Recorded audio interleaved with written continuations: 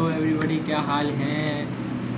Club world cup शुरू हो गया भाई। क्लब वर्ल्ड कप शुरू हो गया है और क्लब वर्ल्ड कप के अंदर मुझे तो ऐसा लग रहा है जैसे कोई मल्टीवर्स ऑफ जो क्लब्स हैं ना उनके मैचेस हो रहे हैं, जो कि रेयरली ही आपको दिखते हैं कि भाई कभी साउथ अमेरिकन टीम्स हैं, कहीं सऊदी टीम्स हैं वो आपस में खेल रही हैं, कहीं पोर्टुगीज़ टीम हैं तो वो स्पेनिश टीम से खेल रही हैं, जर्मन टीम्स हैं। मतलब जिसे कहते हैं ना कि एक गोला गंडा इसे कहते हैं तो वो बन गया है। लेकिन जिसे कहते हैं भाई बहुत ही एक इंटरेस्टिंग टूर्नामेंट है, क्योंकि एक नया है, एक नई इनॉग्रेशन है इसकी, तो इससे यूज़ टू होने में भी थोड़ा टाइम लगता है। लेकिन अब जब यूज़ टू हो गए तो जाहिर सी बात है इस पर एक वीडियो बनना ज़रूरी है, क्योंकि इसके अंदर बहुत ही इंटरेस्टिंग टर्न ऑफ इवेंट्स हो चुके हैं। अभी तक 2 राउंड्स हो गए हैं इसके और थर्ड राउंड चल रहा है और इसके अंदर काफ़ी सरप्राइजिंग रिज़ल्ट्स हैं, काफ़ी सरप्राइजिंग मेरे हिसाब से तो कॉन्टिनेंट्स की परफॉर्मेंसेस हैं।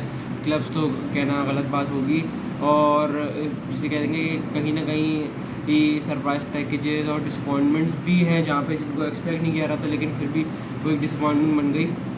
तो सबसे पहले तो भाई मैं बात करूँगा कि इसका जो एक फॉर्मेट है वो बड़ा इंटरेस्टिंग है, और ये है कि इसके अंदर एक चीज़ है कि इसके अंदर कोई मेजर फेवरेट एज सच नज़र नहीं आ रहा अभी तक। क्योंकि जैसे अगर हम इंटर मायामी वाले ग्रुप को देखें तो इंटर मायामी ने राउंड ऑफ 16 के लिए क्वालिफाई कर लिया है, जो कि बहुत ही एक अच्छी बात है, क्योंकि वो इतना बड़ा क्लब नहीं था और उनके साथ इतनी एक्सपेक्टेशन नहीं थी despite Messi being in it. लेकिन बात ये होती है कि जब आपके पास मेसी और सुआरेज़ जैसे प्लेयर्स हों जो कि एट दिस एज वो भी यही कर सकते हैं, तो फिर ऐसा पॉसिबल है। चांसेस कम होते हैं लेकिन ऐसा पॉसिबल है। तो इसके अंदर ये बहुत अच्छा रहा कि जो उनका जो ग्रुप था पहले, वो एक बहुत ही up and down roller coaster बड़ा ग्रुप था, क्योंकि उसके अंदर कोई भी ऐसा नहीं था जो क्लियर फेवरेट हो। लेकिन ये कहा जा सकता है कि पोर्तो ने एक बहुत ही डिसअपॉइंटिंग अपना कैंपेन की, वो बाहर निकल गए being last at a group despite coming from a country जो कि जिसे हम फुटबॉलिंग टर्म्स में ऊपर रखेंगे फ्रॉम सऊदी अरब, यूएसए और ब्राज़ील। लेकिन फिर भी कमिंग लास्ट इट शोज़ के भाई football is just what happens in the match, not what is going on in the social media, और जो कि एक परसेप्शन या बायसेस बने हुए होते हैं लोगों के, ऐसा कुछ भी नहीं है।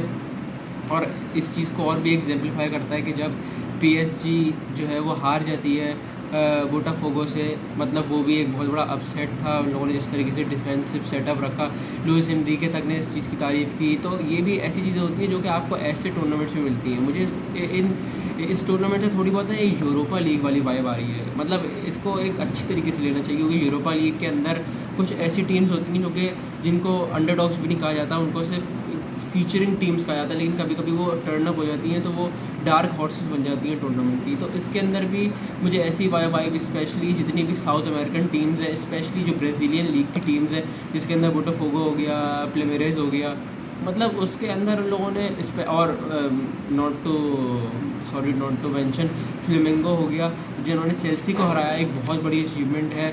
और मतलब जिसे कहते हैं ना कि फ्लेमिंगो ऐसा क्लब था जिसको कोई एक्सपेक्ट नहीं कर रहा था, उन्होंने ग्रुप टॉप कर लिया और बीइंग अनबीटन डिफीटिंग चेल्सी, मतलब turning around the game against Chelsea, coming from behind, exceptional stuff. तो ये बात कहना एक बहुत बड़ा अंडरस्टेटमेंट नहीं होगा कि इसके अंदर कुछ भी हो सकता है। तो राउंड ऑफ 16 को प्योरली जो मेजॉरिटी है या जो लॉजिकल रेशनल डिसीजन कह सकते हैं उस तरीके से नहीं लेना चाहिए। लेकिन ये भी है कि जहाँ पे जैसे अनइवन चीज़ें हो रही हैं, उसमें कुछ ऐसी चीज़ है जिसको हम यूजुअली देखने के आदी हैं। उसके अंदर मैं मैन सिटी और यूवेंटस की बात करूँगा।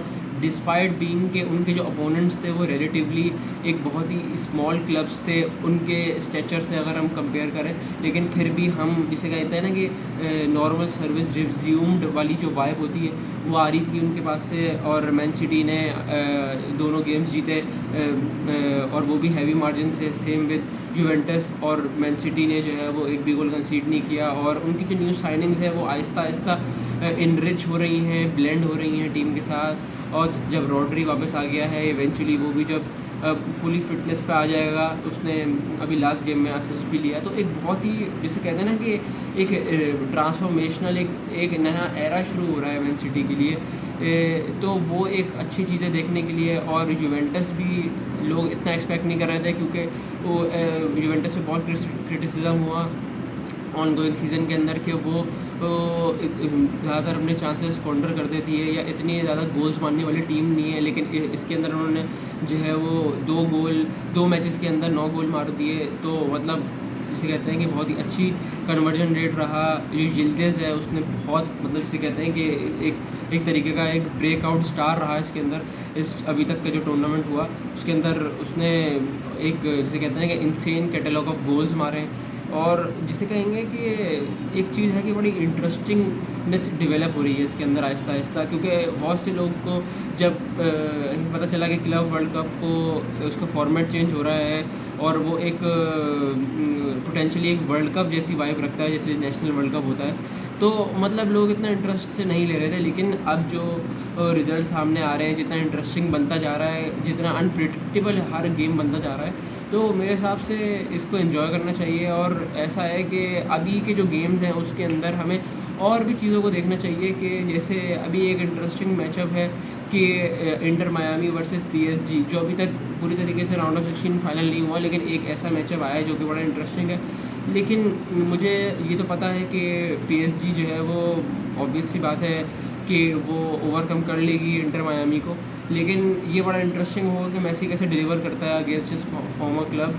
तो ये सब बातें हैं। और इसके अंदर ये भी देखना होगा कि रियल मैड्रिड जो है वो अंडर एक न्यू मैनेजमेंट, अंडर जावी Alonso, under new signings Huijsen और ट्रेंट अलेक्जेंडर-आर्नोल्ड, जो पहला गेम था वो एक बहुत ही जिसे कहते हैं कि एक्सपेक्टेशंस के बिल्कुल ही अपोजिट था, क्योंकि लोग एक्सपेक्ट कर रहे थे कि एक फ्री फ्लोइंग फुटबॉल देखने को मिलेगी और पोजीशन बेस्ड मिलेगी, लेकिन उसका लिटरली अपोजिट था। और जिसे एक तरीके से कोर्टवा ने भी ये कहा कि हम जो है वो अभी तक एंचेलोटी टाइप ऑफ फुटबॉल खेल रहे हैं। तो जाहिर सी बात है वो एक बात सही कह रहा था, क्योंकि एक जब आप इतने टाइम तक एक वे ऑफ फुटबॉल खेल रहे होते हैं तो दूसरे वे ऑफ फुटबॉल को आप 4 दिन में अडेप्ट नहीं कर सकते, ह्यूमनली ऐसा पॉसिबल नहीं है। लेकिन फिर उन लोगों ने कमबैक किया despite in the second match, despite Raul Asensio, उसने बड़ा एक चाइल्डिश चैलेंज किया, थोड़ा उसने इनएक्सपीरियंस दिखाया, तो उसमें रेड कार्ड चला गया। लेकिन डिस्पाइट बीइंग 10 मैन डाउन उन्होंने अपनी क्वालिटी दिखाई। स्पेशली आर्दा गुलर ने स्टार्ट होकर ये दिखाया कि उसको ज़्यादा से ज़्यादा स्टार्टिंग पोजीशंस में लाना चाहिए। और स्पेशली बेलिंगम, उसको मैं एक तरीके से सल्यूट करूँगा कि despite being playing with one shoulder literally, वो जितना एफर्ट डाल रहा है, जितनी गेम के अंदर वो प्रेशर डालता है, जितना वो डिस्टेंस कवर करता है अलॉन्ग विद वलवर्दे जिसने स्कोर किया, तो इन दोनों को जिसे कहेंगे ना कि ये हमारे फोर फ्रंट्स है रियल मैड्रिड के। तो बड़ा इंटरेस्टिंग होगा कि रियल मैड्रिड जो है वो अपना नेक्स्ट मैच जो है वो उनका साल्ज़बर्ग के अगेंस्ट है, तो वो मेरे ख्याल से वो जीत ही जाएंगे, क्योंकि इतनी बड़ी अपोजिशन नहीं है। और अल हिलाल ने जितना अच्छा रियल मैड्रिड के ख़िलाफ़ परफॉर्म किया था, तो एक्सपेक्टेशन यही थी कि वो साल्ज़बर्ग को हरा देंगे, लेकिन 0-0 रहा। इसलिए एक बहुत ही अनप्रिडिक्टेबल वाइब है हर मैच से, क्योंकि कोई भी चीज़ क्लियर कट प्रिडिक्ट करना एक मेरे हिसाब से अंडर स्टेटमेंट होगा, और बहुत ही जिसे कहते हैं ना प्री मैच्योर सी बात होगी, क्योंकि कुछ भी हो सकता है। और इसके साथ साथ जैसे कहते हैं ना कि सबसे बड़ी डिसअपॉइंटमेंट ये रही कि एथलेटिको मैड्रिड जो है वो टूर्नामेंट से बाहर हो गई इन द ग्रुप स्टेजेस, और स्पेन का एक रिप्रेजेंटेटिव था। मतलब जाहिर सी बात है, क्योंकि सोली जो लास्ट 4 ईयर्स के अंदर जो फीफा रैंकिंग्स के अंदर जो टीम्स थी वो गई top 2 teams from her country. तो इसमें लोग ये भी कह रहे हैं कि जाहिर सी बात है ये थोड़ा एम्बेरसिंग हो जाता है कि आप जो है वो इतनी बड़ी फुटबॉलिंग नेशन है और आप ग्रुप स्टेज में बाहर हो जाएं डिस्पाइट बीइंग इतना बड़ा क्लब। उसकी जगह बार्सिलोना को रिप्रेजेंट करना चाहिए था। No doubt Barcelona one of the best teams this season, लेकिन वही है ना जो क्राइटेरिया है उसके हिसाब से एथलेटिको मैड्रिड ही बनती थी। और अब ये एक जो है एक डिसअपॉइंटमेंट है, एक शेम है कि वो एक जल्दी इस टूर्नामेंट से निकल गए। और मैं तो पर्सनली बड़ा एक्साइटेड हूँ कि राउंड ऑफ 16 किस तरीके से अनफोल्ड होता है, क्योंकि जो बायर्न है वो अभी रिसेंटली जो भी मैच हुआ वो बेनफिका से हार गई है और ग्रुप में सेकंड फिनिश किया है। तो जो ब्रैकेट की जो एक ही ब्रैकेट के अंदर वो लोग सब आ गए हैं, जिसके अंदर मैन सिटी है, रियल मैड्रिड है, बायर्न म्यूनिख है।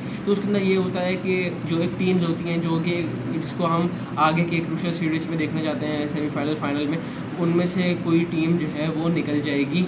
तो ये बात बड़ी डिसअपॉइंटिंग होगी, और ये है कि थोड़ा सा ये होगा कि एक अंडरडॉग्स को फ़ायदा भी मिल सकता है कि वो टूर्नामेंट के अंदर आगे प्रोग्रेस करें। तो लेट्स सी कि क्या होता है। और मेरे हिसाब से तो हमें ये एक ऐसा इवेंट है कि अभी हमें शायद इसकी इनिशियली इतनी रियलाइजेशन नहीं हो रही, क्योंकि लेकिन जब ये 4 साल की गैप के बाद आएगा तो शायद हमें इसकी ज़्यादा रियलाइजेशन हो कि ये कितना, एक जिसे कहते हैं कि एक डाइवर्सिफाइड और एक बहुत ही, जिसे कहेंगे ना कि एक हर फैन बेस के लिए एक यूनिक एक्सपीरियंस है, तो उसको चेरिश करना चाहिए।